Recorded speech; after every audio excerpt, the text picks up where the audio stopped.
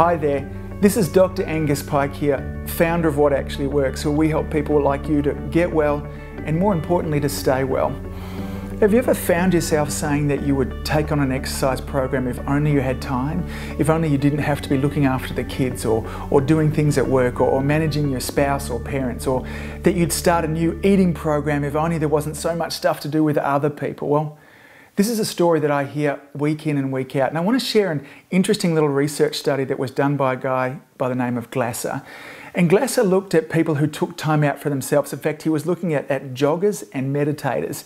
And what he was interested to see is that when people took time out for themselves, something that was intrinsically good, but was all about them, he said, how did it affect the rest of their life? And interestingly, what he found is that when they took time out for themselves, that they were inherently more compassionate to others around them afterwards.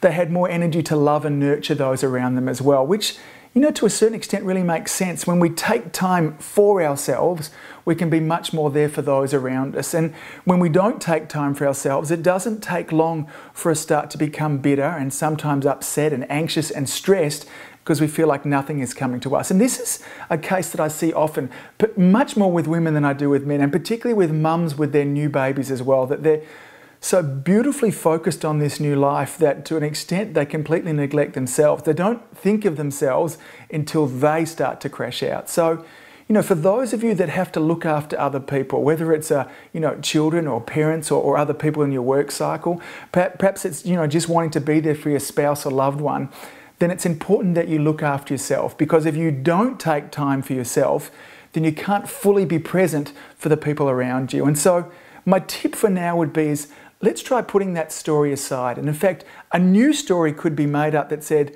because I love my children so much, because I love my spouse so much, my parents, because my work is so important, then I want to be able to give them everything. And in order for me to be able to give them everything, then I must be able to give to myself first. So taking time out for yourself will actually produce greater results than you got beforehand from not taking time out. So I'd love to hear back from you. Does this make sense to you? Have you tried this before? There'll be many of you out there that have gone through this, the guilt of taking time out, only to realize that when you take time out there, that it often plays out in trumps. So let me hear back. I'd love to know your thoughts.